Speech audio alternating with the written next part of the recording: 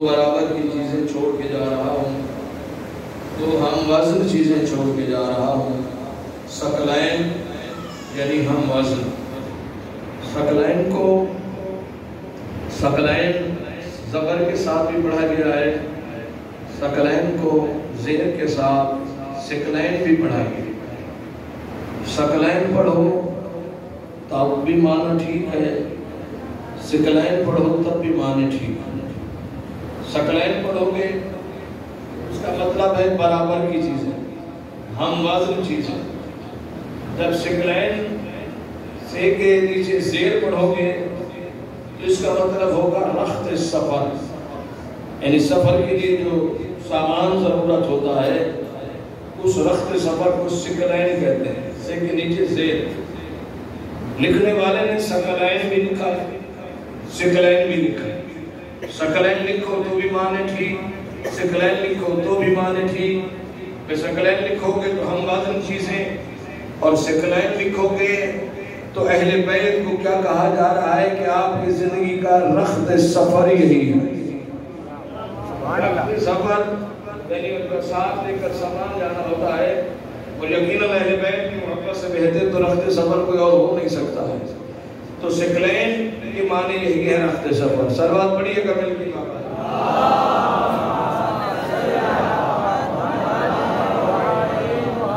اب کل والی گفتگو سے متصل ہوتے ہیں ہم۔ کل ہم گفتگو اطاعت تک پہنچے تھے، اِمَا آتَاكُمُ الرَّسُولُ فَخُذُوهُ۔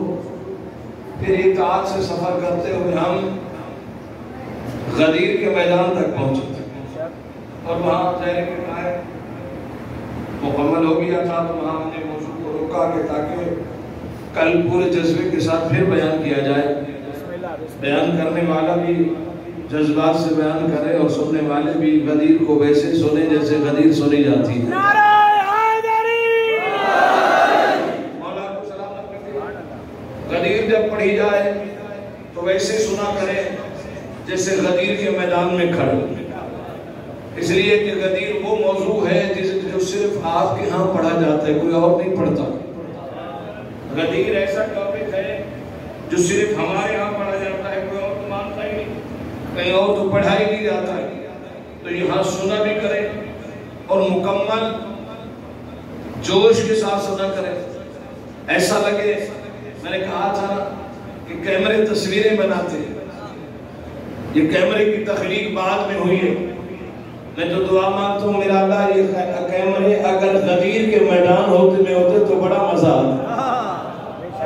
یہ کیمرے بعد میں خلق ہوئے ہیں، اگر غدیر کے میدان میں ہوتے تو پھر بڑا مزہ آتا، بخن کہنے والے بھی نظر آ جاتے، مولا کو سلامت رکھے، غدیر تسلیم کرنے والے بھی نظر آ جاتے، اور غدیر کے منکروں کا پتہ بھی چل جاتا۔ تخلیق چونکہ کیمرے بعد میں ہوئے ہیں، لیکن اس کی عکاسی خطبہ نے بڑے اچھے انداز میں کی۔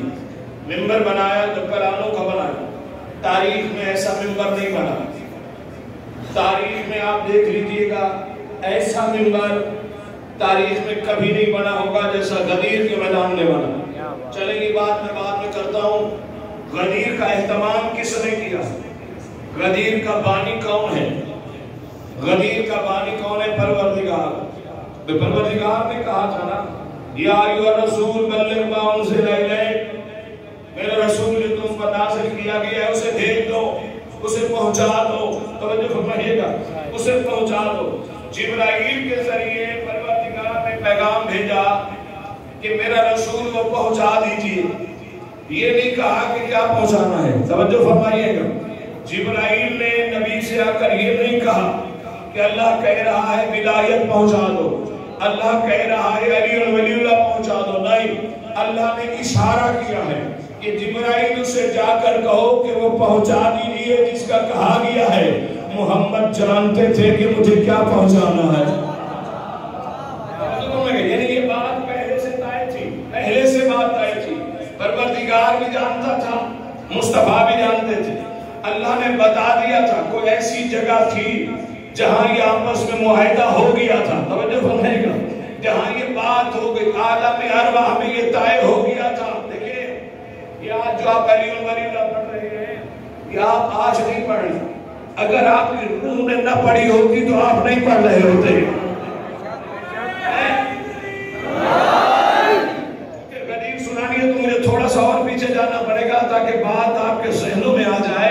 یہ جو آپ یہاں فرش میں بیٹھے ہیں یا میں یہاں موجود ہوں, یہ ہم نے کوئی آج علی ولی اللہ نہیں پڑھا.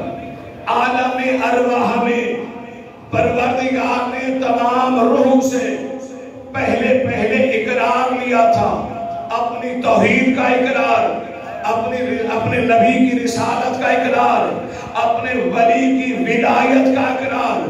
جس نے وہاں پڑھا تھا وہ یہاں ہوتا ہے. تم نے کہا بھی نہیں, بات ابھی نہیں پہنچی. سرکار مولا متقیان ایک گلی سے گزر رہے ہیں, مکان کے چھت سے قرآن پڑھنے کی آواز آ رہی تھی. سرکار مولا متقیان جا رہے تھے, ایک بندہ قرآن پڑھ رہا تھا, قرآن کی آواز آ رہی تھی. کمبر کہتے میں ساتھ تھا. قاری کا قرآن میں نے سنا تو بڑا اچھا لگ رہا تھا, قرأت اچھی تھی. توجہ فرمائیے گا, بھئی قرأت پہ نہیں جایا کرے گیجئے گا, عقیدہ دیکھا کیجئے گا. قرأت بہت اچھی تھی, قرأت بہت اچھی تھی. کمبر کہتے میں رکا, میں نے کہا رک کے سنو اس قرآن کو جو یہ تلاوت کر رہا. کہتے میرے قدم رکے تو علی نے کہا کمبر میرے ساتھ چلو, اس کا قرآن اسے کوئی فائدہ نہیں دے گا. تو میں نے مولا سے کہا مولا کیوں فائدہ نہیں دے گا؟ بندے کو آپ نے دیکھا نہیں, دیکھے بغیر آپ نے کہا قرآن فائدہ نہیں دے گا, یہ آپ نے کیسے کہہ دیا؟ مولا نے کہا واقعا میں نے نہیں دیکھا, مگر اس کے آواز میں تیسری مرتبہ سن رہا ہوں. کب سنی تھی؟ کہ جب اللہ نے جب تمام ارواح کو خلق کیا تھا, جب تمام روح خلق ہوئی تھی تو اللہ نے سب سے اپنی توحید کا اقرار لیا تھا, تو سب نے لا الہ الا اللہ پڑھا تھا. اس قاری صاحب کی روح نے لا الہ الا اللہ پڑھا تھا. اس کے بعد اللہ نے نبی کی رسالت کا اقرار لیا, سب نے محمد رسول اللہ پڑھا. اس قاری کی روح نے محمد رسول اللہ پڑھا. اس کے بعد اللہ نے میری ولایت کا اقرار لیا. اس کی روح خاموش ہو گئی تھی. کمبر کوئی کتنا بڑا قاری قرآن ہو, کوئی کتنا بڑا حافظ قرآن ہو, علی ولی اللہ کا قائل نہیں تو کچھ بھی نہیں.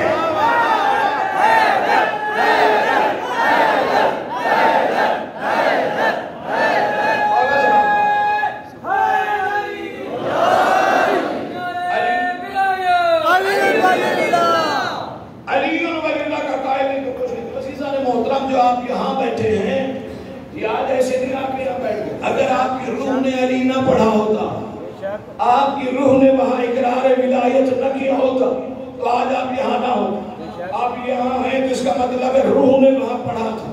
تو جب آپ کی روح بھی علی علی پڑھ چکی ہے تو پھر آ ہی گئے ہیں, تو پھر غدیر اس انداز میں سنی کہ پتہ چلے کہ آپ غدیر میں بھی تھے. غدیر کا بانی کون ہے, انتظام کرنے والا کون ہے؟ اللہ. پروردگار نے انتظام فرمایا. غدیر کا میدان جو سجایا ہے وہ پروردگار نے سجایا ہے. خطبہ کس نے دیا ہے؟ محمد مصطفیٰ نے دیا ہے. میرے نبی کا موضوع کیا تھا؟ میرے نبی کا موضوع تھا علی اور ولی اللہ. توجہ فرمائے گا, آج آپ کو ثبوت مل جائے گا. دنیا کہتی ہے شیعہ کلمہ کہاں سے لے آئے, اتنی لمبی کلمے کا تو کہہ دینا ہم نے کلمہ غدیر سے لیا ہے. کیسے لیا ہے؟ کہ غدیر کے میدان کا پانی دیکھو, غدیر دیکھو, موضوع دیکھو, تو تمہیں کلمہ سمجھ میں آ جائے گا. بھئی غدیر کا پانی لا الہ الا اللہ ہے, غدیر محمد رسول اللہ ہے, موضوع علی ولی اللہ.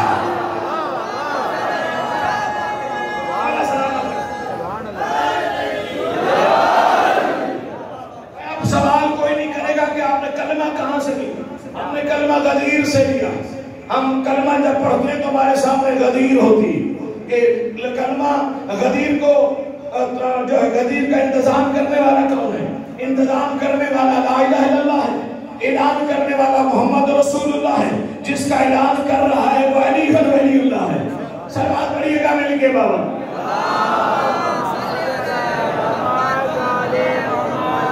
عزیزہ نے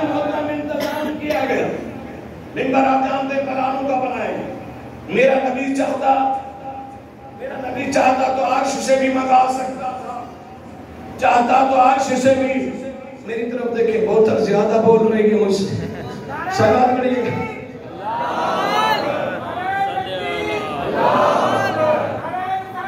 या रसूल अल्लाह, या रसूल अल्लाह,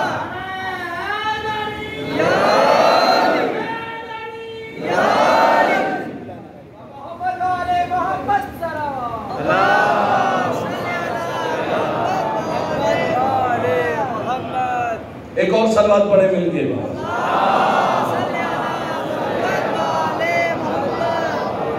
मिंबर किस चीज का बनाया गया? पिलानों का। तो नई बात है यार। कलामों का मिंबर बनाया गया। मेरा नबी चाहता तो आर्श से मंगा ले, बेशक जिसके बच्चों के जोड़े आर्श से आते हो उसके लिए मिंबर मंगाना कोई मुश्किल बात नहीं। लेकिन नबी जानते थे अगर मिंबर वहां से मंगा के ऐलान कर दिया ना, यादगार नहीं बनेगी। कुछ चीजें अगर अलग की जाए तो वो यादगार बन जाती। मसलन मैं यहाँ मजलिस मिंबर पे बैठ के पढ़ता हूँ, कोई यादगार नहीं। कल को कोई और मौलवी आएगा वो भी यहीं बैठ के पढ़ेगा, मुझसे पहले जो पढ़ते रहे वो भी यहीं बैठ के पढ़ते रहे। बड़ी बात तो नहीं है, कोई ऐसी बात नहीं है। मजलिस यहाँ बैठ के हर मौलवी पढ़ता है, लेकिन अगर मैं यही मजलिस यहाँ इमाम बारगाह की छत पे बैठ के पढ़ूंगा, जहाँ भी नजर आऊंगा आप कहेंगे वो मौलवी जा रहा है जो छत पे बैठ के पढ़ता है। तवज्जो फरमाइएगा, मिंबर वाली बात याद नहीं रहेगी, लेकिन ये बात आपके जहन में नक्श हो जाएगी कि देखो वो मौलाना जा रहे हैं जो छत पे बैठ के मजलिस पढ़ा करते थे। परवरदिगार के रसूल ने इसलिए कहा कि अगर मिंबर मंगा लो अर्श से तो बात वाज़ेह नहीं होगी। पलानों का मिंबर इसलिए बनाया, नबी जानते थे का या उस दौर का कोई बंदा ऐसा नहीं था जिसके घर में ऊंट ना हो। जिसके घर में ऊंट होगा उसके घर में पलान भी होगा। नबी ने कहा पलानों का मिंबर बनाओ ताकि यादगार हो जाए। जो बंदा भी अपने ऊंट पे पलान रखने के लिए जाए फौरन उसके जहन में आए ये वही पलान है जिससे गदीर में मिंबर बनाया गया।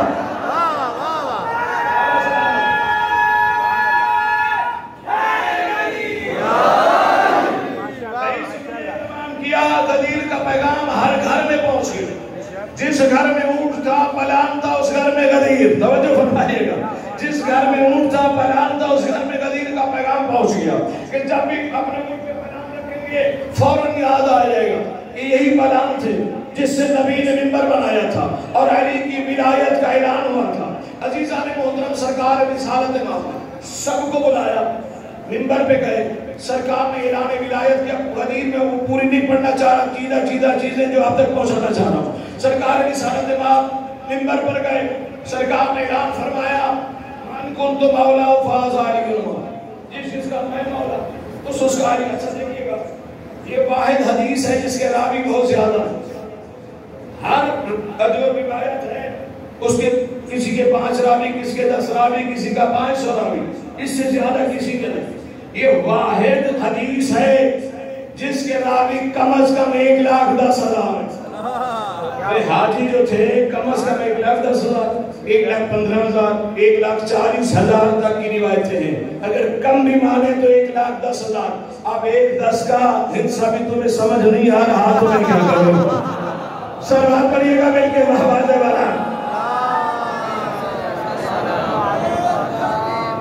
कितना मोहतबर इंसान है 1,10 का। अल्लाह ने गदीर में भी 1,10,000 ही रखे। उसकी मर्जी है 1,10। अल्लाह को पसंद कितना है? कम अज कम 1,10,000 रावी है इस रिवायत के, यानी इस हदीस के। अब ये तो रिवायत है जिसे झुठलाया तो जा नहीं सकता। ऐसा तो नहीं कि कहेंगे ये रिवायत है, नहीं ये नहीं कह सकते इसकी सनद नहीं है, ये नहीं कह सकते ये ज़ईफ है। इन्होंने क्या किया? माने बदलने की कोशिश की। कहा कि जी मौला के माने आप गलत करते हो, मौला के माने आका नहीं, मौला के माने यार के, मौला के माने दोस्त के, मौला के माने साथी के हैं। तवज्जो फरमाइएगा, हम इस बात पे आप में से नहीं झगड़ते, आपकी मर्जी है, आप इसके जो माने लो, लेकिन देखना ये पड़ेगा अपने अपने ज़र्फ की बात है। तुम्हारी नजर में मोहम्मद क्या है? इसलिए कि मोहम्मद मुस्तफ़ा फरमा रहे हैं जिसका मैं मौला उसका अली मौला है। अब तुम्हारी नजर में मौला का क्या, अली मुस्तफ़ा का क्या मकाम है? अगर तुम्हारी नजर में مصطفیٰ دوست ہے تو تم دوست مانو، مصطفیٰ کو یار مانتے ہو تو پھر علی کو یار مانو۔ ہماری مجبوری ہے، ہم محمد کو بھی مولا کے معنی آقا مانتے ہیں اور علی کو بھی آقا ہی مانتے ہیں۔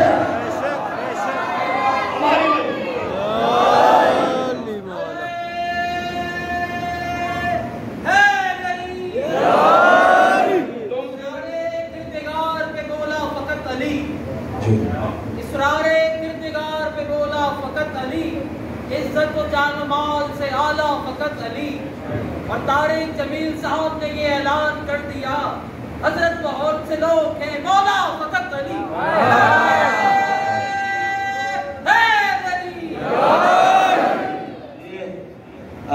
اشفاق بھائی اللہ تعالیٰ آپ کو جو ہے وہ صحت دے، بیمار ہیں دعا کریں کہ مولا انہیں صحت عطا فرمائے۔ ایک سلوات پڑھ لیں مل کے بابا سے۔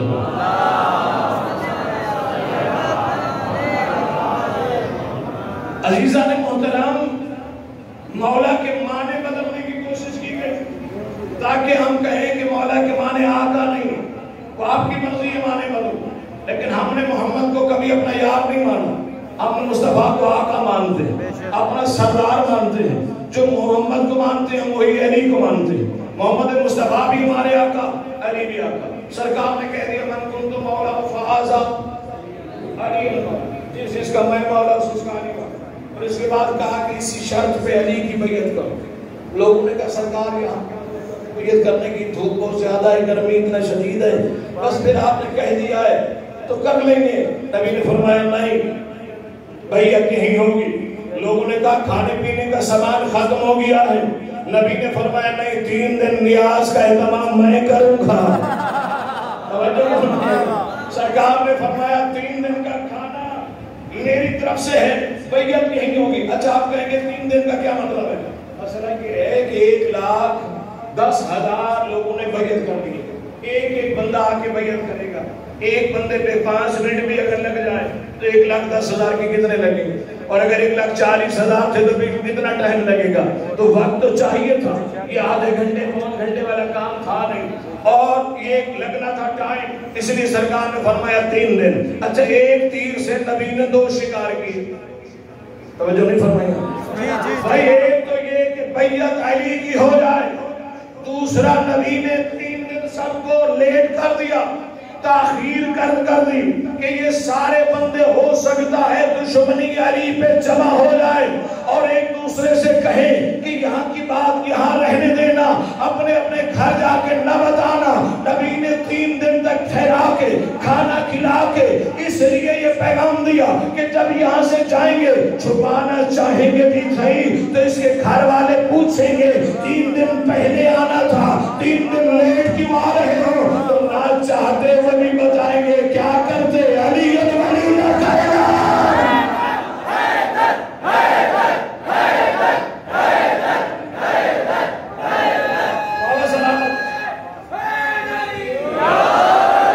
نہ چاہتے ہوئے بھی انہیں بتانا پڑے گا کہ اس لیے دیر ہو گئی چونکہ علی ولی اللہ کا اعلان ہو رہا تھا۔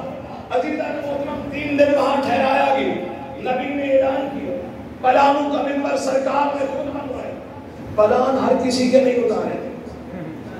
بے شک بے شک قبلہ حضرت حسن زیدی صاحب فرماتے ہیں، ان سے پوچھا کہ سرکار پلان اتارنے کی کیا ضرورت ہے؟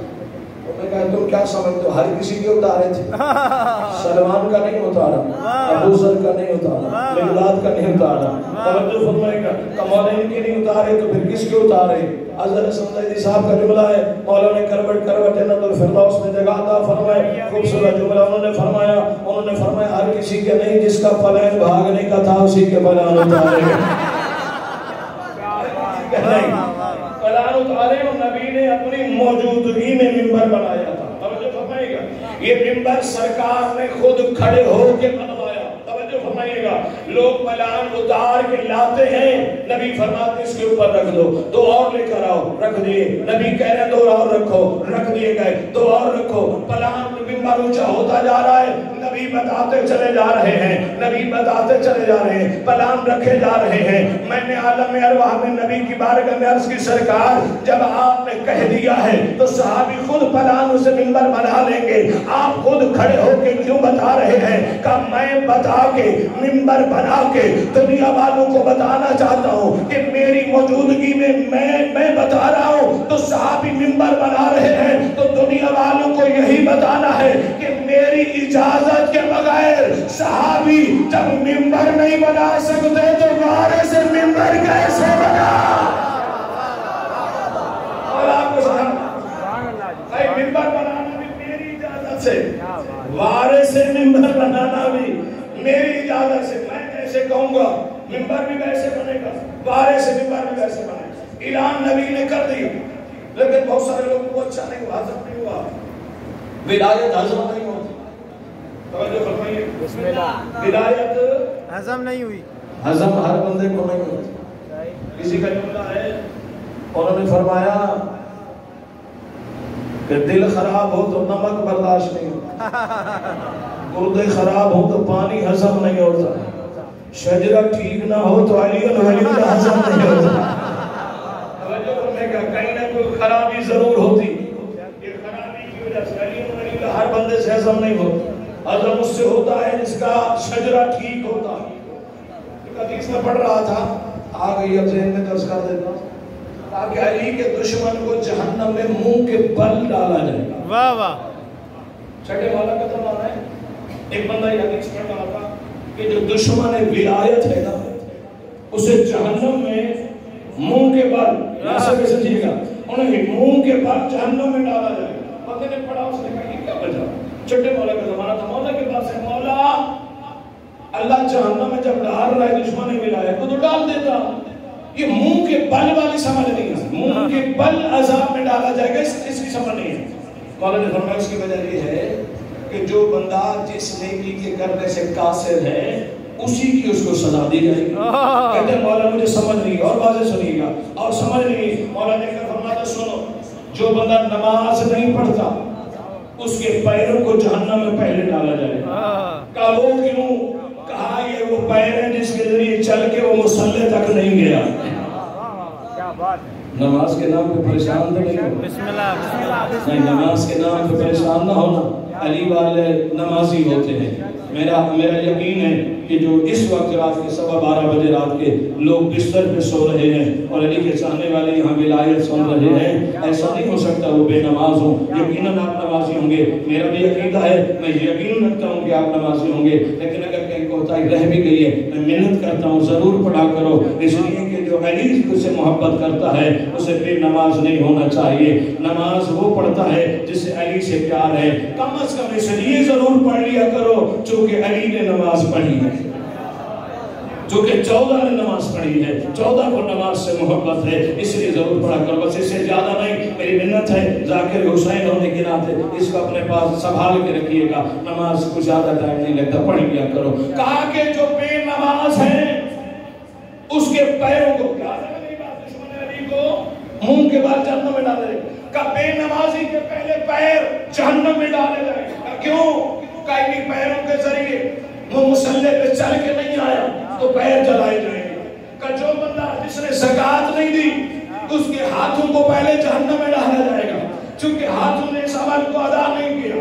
کہ جو بندہ حرام کھاتا ہے اس کے شکم کو پہلے جہنم میں ڈالا جائے گا.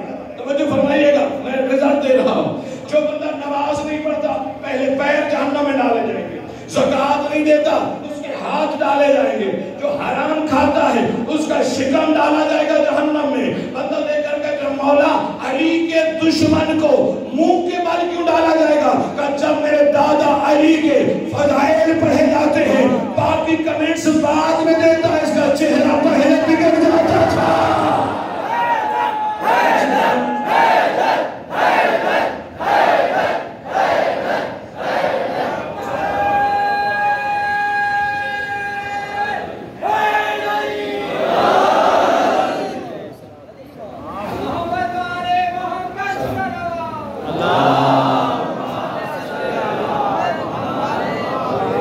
باقی کمنٹس کو بعد میں جا کر پاس کرے گا، لیکن چہرہ پہلے بتا دیتا ہے۔ جب بھی فضائل اہلی پڑھو گے چہرے سے پتہ چل جائے کہ اس لیے دشمن ولایت کو منہ کے بل جہنم میں ڈالا جائے گا۔ تو عزیزان محترم چہرے سے پہلے پتہ چل جاتا ہے۔ کیا خیال ہے جب نبی نے غدیر میں علی پڑھا ہوگا لوگوں کے چہروں سے پتہ نہیں چلا ہوگا؟ توجہ فرمائیے گا، چہروں سے پتہ چلا تھا، لیکن نبی نے دیکھنے کے باوجود بھی کنارہ کشی اختیار کی کوئی بات نہیں، چہروں پہ آئے، ابھی زبان پر تو نہیں آیا، کیا ضرورت ہے کسی عذاب کے اعلان کرنے کی؟ بس یہ بھی دل میں بغض رکھ رہے ہیں، ظاہر تو نہیں کر رہے۔ ایک بندہ ظاہر بھی ہو گیا، اس نے کہا اے علی، اس نے کہا اللہ کے رسول، یہ جو آپ نے علی کو مولا بنایا ہے یہ اپنی مرضی سے بنایا ہے یا اللہ کے حکم سے بنایا؟ سامنے آ گیا، اس نے کہا مولا، آپ نے کہا نماز پڑھو، ہم نے پڑھ لی، آپ نے کہا روزہ رکھو، ہم نے رکھ لیا، آپ نے کہا جنت ہے، ہم نے مان لی، آپ نے کہا دوزخ ہے، ہم نے مان لی، آپ نے کہا قیامت ہے، ہم نے مان لی، آپ نے کہا آدم سے عیسیٰ تک نبی ہم نے مان لیا، ہم نے آپ کو بھی مانا، آپ جو کہتے گئے مانتے چلے گئے، ہم نے اپنے باپ دادا کا دین آپ کے لیے چھوڑا، ہم نے کہا دنیا سے چلے جاؤ گے تو بات ختم ہو جائے گی، آپ جاتے جاتے اپنے بھائی علی کو ہم پہ مسلط کر کے جا رہے ہیں، علی کو ہم پہ مسلط کر کے جا رہے ہیں، یہ آپ نے اپنی مرضی سے کیا ہے، یہ حکم خدا سے کیا ہے۔ سرکار رسالت نام دے کر فرماتے حارث تو جانتا تو ہے حکم خدا کے بغیر میں نطق نہیں کرتا ہوں، میں کلام نہیں کرتا ہوں، وہ جو کہتا ہے میں وہی بولتا ہوں، اس کا حکم نہ ہوتا تو میں نہ کہتا۔ یہ دے کر کہتے اگر یہ بات ہے، یہ بات ہے کہ اللہ کے حکم سے ہی آپ نے کہا ہے تو آسمان سے عذاب نازل ہو اور میں یہاں غرق ہو جاؤں، توجہ فرمائیے گا، آسمان سے عذاب نازل ہو اور میں غرق ہو جاؤں، یہ پہلا دشمن ولایت ہے جو عذاب خود مانگ رہا ہے۔ یہ علی بن ابی طالب کا دشمن ہے جس نے عذاب خود مانگا، آسمان سے پتھر گرا اور یہ غرق بھی ہوا۔ ذہن میں رکھیے گا اس نے اتنی اشارت کیوں کی ہے، کیوں کہا ہے کہ آسمان سے پتھر گرے؟ اسے پتہ تھا میں کہوں گا پتھر گرے اور گرے گا نہیں، عذاب نہیں آئے گا۔ کیسے پتہ تھا اس کو؟ بھائی اسے پتہ تھا، اس نے میرے نبی کو دعا مانگتے ہوئے دیکھا تھا، کعبہ میں طواف کر رہے تھے، رحمت اللہ علیہ نے دعا مانگی میرا اللہ میری امت پہ عذاب نازل نہ کرنا۔ اسے یقین تھا محمد جو دعا مانگے اللہ قبول کر لیتا ہے، اسے یقین تھا نبی نے دعا مانگ لی تو اب عذاب نہیں آئے گا، کہے گا اس کے دل میں تھا کہ گناہگار صحیح مگر امتی تو محمد مصطفیٰ کا ہوں، نبی کی زندگی میں ساتھ کے کھڑا ہوا ہوں، اب اس پہ عذاب ہوگا نہیں، نتیجہ میں کہوں گا علی کی ولایت کا اعلان نبی نے اپنی مرضی سے کیا ہے، حکم اس خدا سے نہیں کیا، بس اس کا کہنا تھا آسمان سے پتھر گرا اور یہ غرق ہو گیا۔ میں نے نبی کی بارگاہ میں عرض کی سرکار بے شک گناہگار تھی مگر امتی تو آپ کا تھا، آپ کی دعا کہاں گئی؟ نبی نے اللہ کی بارگاہ میں التجا کی، میرا اللہ بے شک گناہگار صحیح مگر امتی تو میرا تھا، میری دعا قبول نہ ہوئی، کہ میری دعا قبول ہوئی ہے، کہ قبول ہوئی تو پھر اس میں عذاب نازل کیوں ہوا؟ کہ آواز قدرت محمد میں نے دعا تو تیری قبول کر لی تھی مگر اس بندے کے لیے جو علی کا دوست ہوگا، جو میرا دشمن ہوگا، تو اس پر تو میں دنیا پہ عذاب نازل نہیں کروں گا، یہ میرا دشمن ہوتا تو میں عذاب نازل نہ کرتا، یہ اللہ کا دشمن نہیں علی بن اللہ کا دشمن۔